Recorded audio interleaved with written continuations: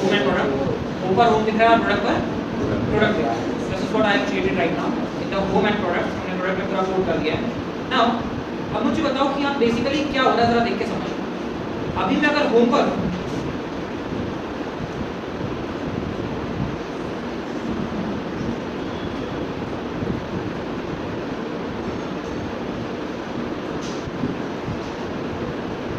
अभी अगर मैं होम पर हूँ तो क्या दिख रहा है यहाँ, और प्रोडक्ट पर आ रहा हूँ क्या दिख रहा है, प्रोडक्ट्स कंपोनेंट दिख रहा है। अगर मैं यहाँ होम पर हूँ अभी के लिए, तो अभी कौन व्यू में दिख रहा है, अभी कौन दिख रहा है, प्रोडक्ट पर आता हूँ तो कौन दिख रहा है, कौन चला गया, होम चला गया, और कौन आ गया है, ठीक है, प्रोडक्ट आ गया, तो जो प्रोडक्ट कंपोनेंट वो आ गया। तो यहाँ क्लियरली हम ये बोल सकते हैं ना, जब हम एक पेज से दूसरे पेज पर ट्रांसफर होते हैं तो एक कंपोनेंट डिस्ट्रॉय होता है और दूसरा कंपोनेंट क्रिएट होता है।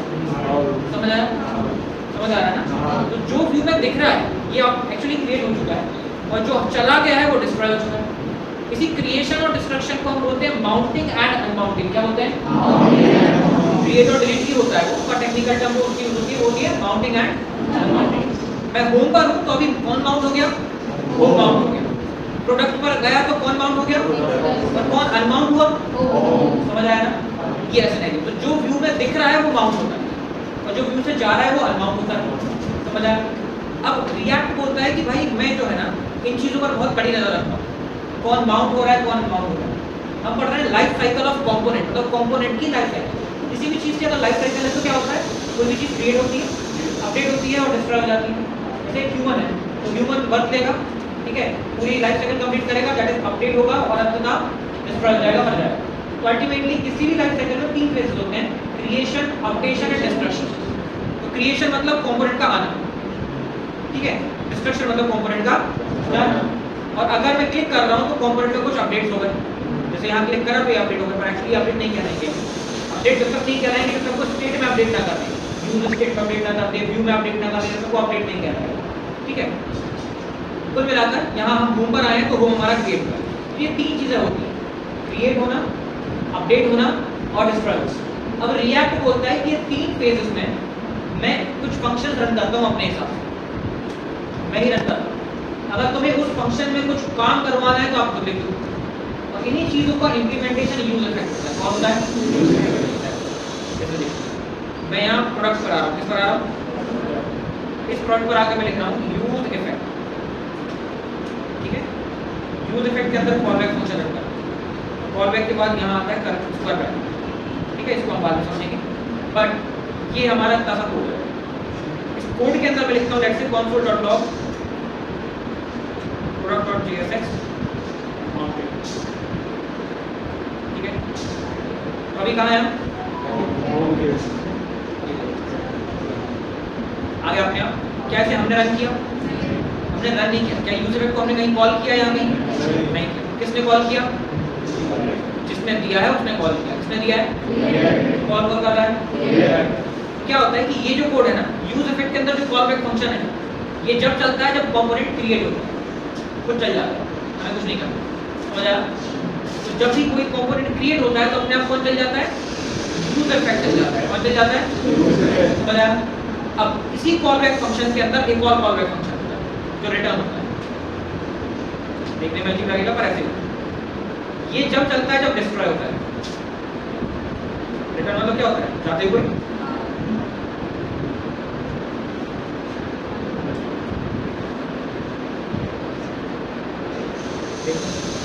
तो अभी यहाँ है तो क्या हो गया, और यहाँ आगे तो क्या हो गया, समझ आ गया। तो ऐसी कोई भी चीज जो आपके कंपोनेंट से करवानी हो, आप जब प्रोडक्ट क्रिएट हो रहा है तो कहाँ लिखो उसे, इस कॉलबैक फंक्शन के अंदर लिखो। और ऐसी कोई चीज जो प्रोडक्ट को डिलीट करते समय करवानी हो तो वो कहाँ लिखो।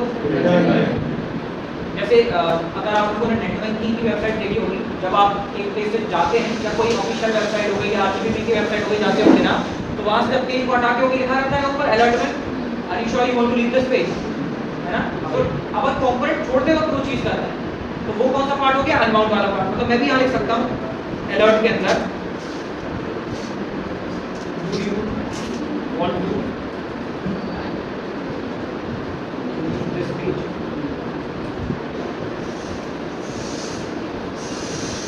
में आया जैसे ही होम पर जाऊंगा देखो कुल मिलाकर यहाँ हम वो कोड लिखेंगे जो कंपोनेंट डिस्ट्रॉय करते वक्त चलाना है, ठीक है, और यहाँ वो कोड लिखेंगे जो कंपोनेंट क्रिएट करते वक्त चलाना है। कंपोनेंट क्रिएट करते वक्त किसे कॉल करना है? ये करना है ना। जैसे ही इंस्टाग्राम ओपन होता है अपने आप पोस्ट आ जाते हैं, जैसे ही लिंक्डइन ओपन होता है अपने आप पोस्ट आ जाते हैं, यही हो रहा है ना। जैसे ही इंस्टाग्राम लिंक्डइन हम ओपन करते हैं तो यूज इफेक्ट चलता है, एक्चुअली चलता है क्योंकि दोनों ही रिएक्ट से बने हुए हैं, ठीक है। तो यहाँ है ना गेट प्रोडक्ट कॉल कर देंगे, इसको कॉल कर देंगे ये कॉल। अब देखो क्या होगा, ये होम पर हूँ मैं, जैसे ही प्रोडक्ट पर आया ये अपने आप कॉल हो गया, मैंने कुछ नहीं किया। पहले चला हमारा ये वाला पार्ट, अब इसको चलने में प्रॉब्लम हो रही है क्योंकि इंटरनेट कनेक्शन स्लो होगा, धीरे धीरे चलेगा, धीरे धीरे। तो what we have done ultimately, हमने बोला कि भाई हम जा रहे हैं तो डिस्ट्रॉय हो जाएगा, ठीक है, और आ रहे हैं तो क्रिएट तो होगा पर साथ में कौन कॉल हो जाएगा? हमारी एपीआई कॉल हो जाएगी। तो आपको अब गेट प्रोडक्ट की जरूरत ये होते हैं आपके लाइफ साइकिल मेथड दो, जिस creation and destruction, mounting and unmounting. यही समझ आया? कुल मिलाकर खैर मैं बताऊंगा आपकी मैं कि कैसे यूज इफेक्ट यूज होता है, तो पूरी कहानी समझना जरूरी है 3 फेजेस को समझने के लिए, ठीक है। बस दिस इज मेन। अब एक और चीज, कंपोनेंट अपडेट करते समय भी कुछ चीजें चल रही होती है। वैल्यू को चेंज अगर कर रहे हैं, क्या चेंज कर रहे हैं? वैल्यू मतलब यूज स्टेट बुक, क्या बोल रहा हूं मैं, ठीक है। तो अगर आप ऐसा कुछ अपडेट कर रहे हैं जिससे आपकी यूज स्टेट चेंज हो रही है तो उसे कहलाते हैं वो अपडेट करना, समझ आया?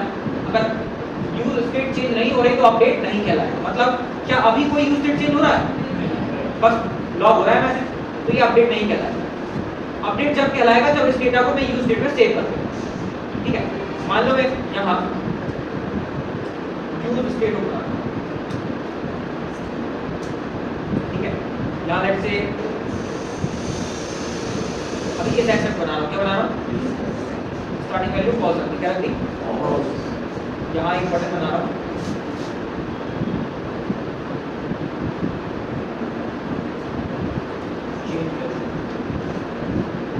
और यहाँ पे बताता है set is except inverted of, ठीक है। तो जब भी इस बटन पे क्लिक करूंगा तो क्या स्टेट चेंज हो रही है? हो रही है ना। अब देखो अंदर क्या है, मैं अभी इसको कॉल कर लेता हूँ, ठीक है, कॉन्सोल पे लगा हुआ है। इंटरसेक्टर्स को मैं हटा रहा हूँ अभी के लिए, बहुत सारा डेटा आता है, ठीक है ना। यहाँ पर इंटरसेक्टर्स के जो कॉन्सोल है इनको मैं अभी के लिए हटा रहा हूँ।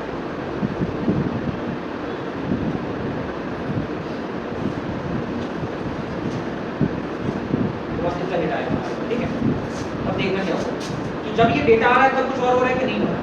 और जैसे ही मैं देखो चेंज वैल्यू पर क्लिक करता हूँ क्या हुआ, ये फिर से अभी ये हुआ, जब क्लिक करता हूँ तो ये दोनों फिर से चल गए ना, और ये भी फिर अपने आप कॉल होगी क्योंकि नहीं होना। मतलब एक्चुअली हुआ क्या जरा समझो, जब भी अपडेट होता है तो अपडेट को समझना बहुत जरूरी है। अपडेट मतलब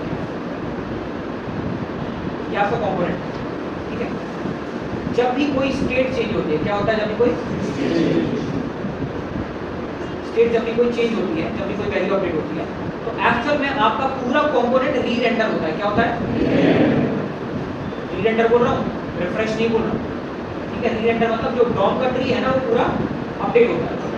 दैट मींस आपका पूरा product.jsx रिफ्रेश हो रहा है इंटरनल। क्या हो रहा है? ये इंटरनली रिफ्रेश हो रहा है, देख नहीं रहा पर इंटरनली रिफ्रेश हो रहा है। क्योंकि ये रिफ्रेश हो रहा है इसलिए ये पूरा कोड फिर से करवा जाता है। कैसे पता? क्योंकि गेट प्रोडक्ट एक बार कॉल हो रहा है, हमने किया कैसे दोबारा कॉल, ये एक बार कॉल हो गया, और यहाँ आता हूँ। जैसे मैं चेंज बटन पर क्लिक करूँगा, इससे कौन सी वैल्यू चेंज होती है? सिर्फ ये वाली वैल्यू चेंज होती है।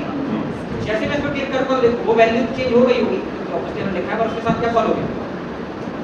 प्रोडक्ट भी कॉल।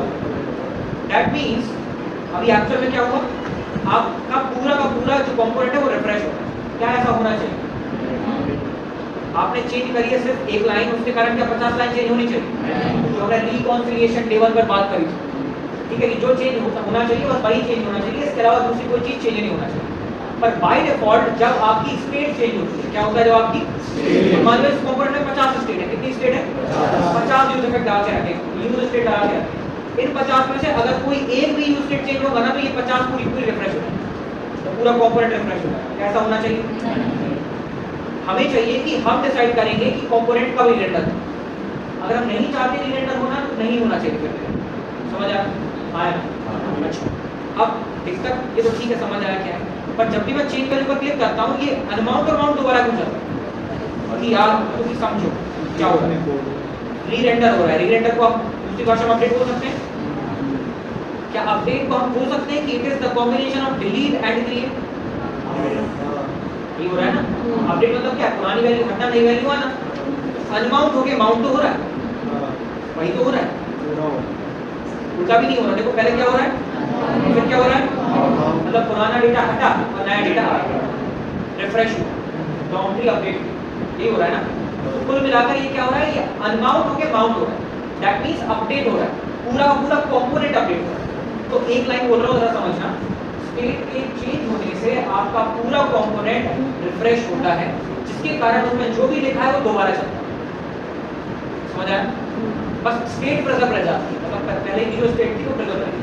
जैसे किसी चीज को ट्रू से फॉल्स किया तो रहा, तो ये ट्रू हो जाना चाहिए। क्या हो जाना चाहिए?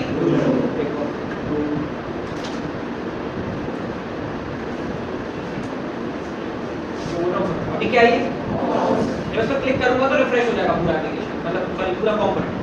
तो रिफ्रेश होने के बाद ये आंसर क्या आ रहा है, क्योंकि ट्रू ही होना था। अगर एक्चुअल रिफ्रेश करते तो ये क्या आ जाता, और हमने रिफ्रेश नहीं किया, क्योंकि इसने रिफ्रेश किया, रिएक्ट ने रिफ्रेश किया है, इसलिए स्टेट प्रिजर्व रहती है। प्रिजर्व मतलब होता है जो पुरानी वैल्यू थी वही लिखा है, नई वैल्यूज नहीं डालेगा या अपडेट नहीं करेगा। जैसे हम रिफ्रेश कर रहे हैं ऐसा चेंज नहीं करेगा। समझ आया? तो स्टेट प्रिजर्व रहती है री रेंडरिंग होने के बाद, बस ये फायदा है। बट रिफ्रेश तो हो रहा है, री रेंडर तो हो रहा है, हमें फालतू का री रेंडर रोकना है। तो फालतू का री रेंडर रोकने के लिए ही आप क्या करते हैं, आप इस यूज इफेक्ट को बोलते हैं कि फालतू के अपडेशन मत करो। क्या बोलते हैं? और ये बोलने के लिए ही सेकंड पैरामीटर में आप ये एक अरे पास करते हैं, इसको बोलते हैं डिपेंडेंसी अरे। क्या बोलते हैं? ये आपके फालतू के रिफ्रेश को रोक देगा। अगर मैं आराम से बताऊं, देखो आप फॉल्स कर रहा हूं, कुछ हुआ क्या? को ये क्या दोबारा कॉल है, सिर्फ मैंने क्या करा यहाँ स्क्वायर ब्रैकेट लगाया। ये यूज इफेक्ट को मैंने ये बोला कि भाई तुम जब चलोगे जब कंपोनेंट क्रिएट होगा, तुम जब चलोगे जब कंपोनेंट डिस्ट्रॉय होगा, और तुम अपडेशंस को रोक के रखोगे। ठीक है, कभी भी स्टेट में अगर चेंजेस आ रहे हैं तो तुम रोकोगे कि पूरा कंपोनेंट री रेंडर नहीं होना चाहिए, सिर्फ कंपोनेंट रिफ्रेश होना चाहिए। क्या होना चाहिए? सॉरी, कंपोनेंट सिर्फ अपडेट होना चाहिए। क्या होना चाहिए?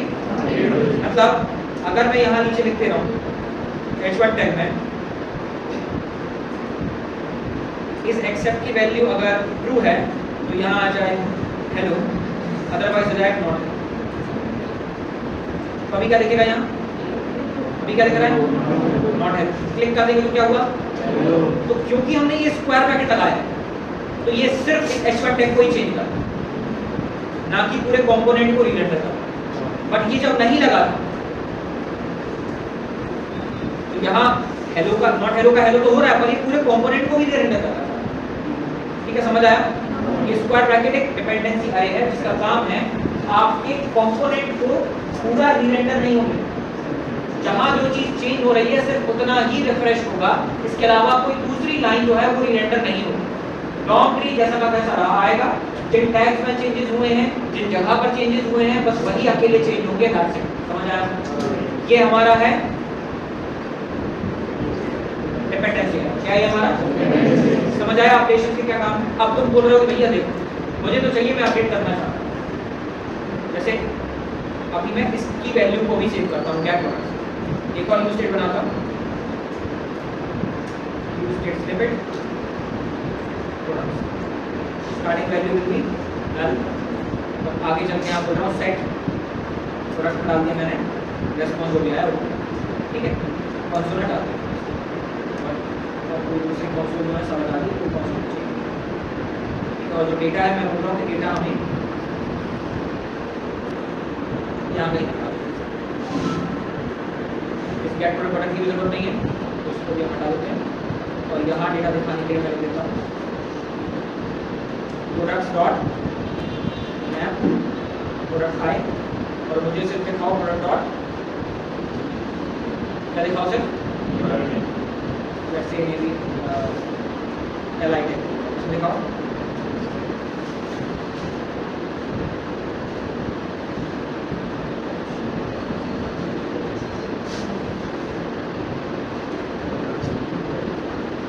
ऑर्डर जैसा बना है।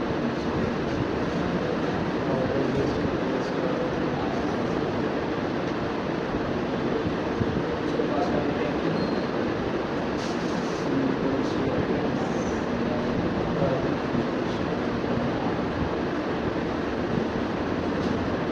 ठीक है, पूरा टीम ना कुछ हो गई नहीं, पूरा टाइटल होगा। आ गए? आ गया? और अच्छे से ऐसा हो सकते हैं।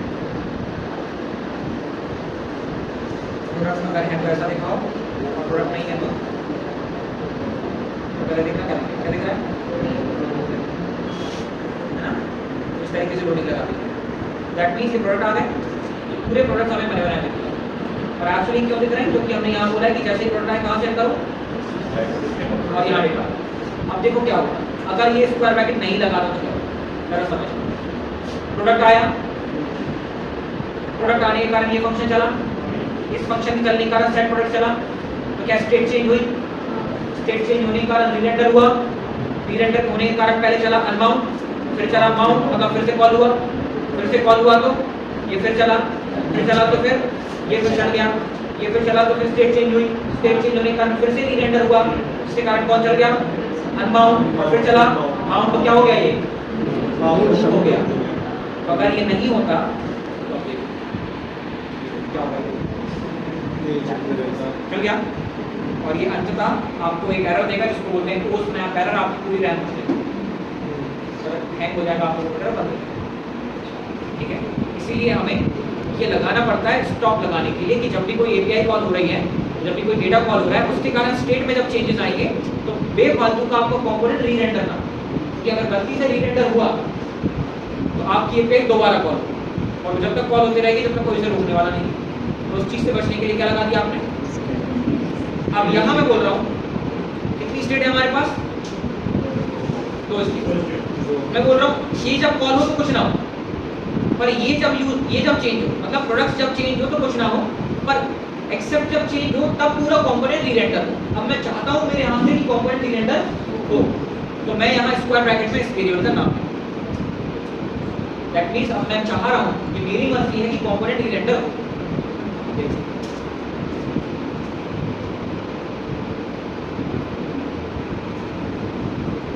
डेटा आ गया, कंपोनेंट रीरेंडर तो नहीं हुआ ना, क्योंकि होता तो यहाँ लूप लग जाता।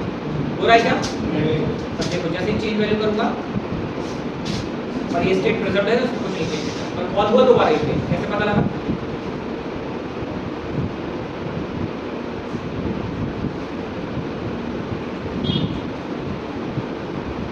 रिफ्रेश करा, देखो यहाँ ऊपर प्रोडक्ट कॉल हुआ, ये प्रोडक्ट का डेटा आ गया होगा। अब नीचे देखो ये प्रोडक्ट का डेटा आया है, जो कि ये डेटा, ठीक है। अब देखो ये डेटा आ गया, जैसे ही मैं चेंज वैल्यू पर क्लिक करूँ एक बार प्रोडक्ट कॉल हो गया, ये वाला अभी मैंने क्लिक किया था तो ये कॉल हुआ, जैसे ही मैं कर रहा हूँ चेंज वैल्यू पर क्लिक, देखो एक बार प्रोडक्ट कॉल हो रहा है ना। दैट मीन्स कि हमने ही अलाउ करा है कि इस एक्सेप्ट जब तक चलेगा तब तक पूरा कंपोनेंट रीरेंडर होगा, और पूरा कंपोनेंट रीरेंडर होने के कारण ये इसके अंदर की चीजें दोबारा समझा। ये है यूज स्टेट, और कितना यूज होता है यूज स्टेट? सिर्फ एपीआई कॉल करते हैं आप यूज स्टेट को ऐसा यूज करते हैं, मैक्सिमम टाइम आप ऐसे यूज कर रहे हैं।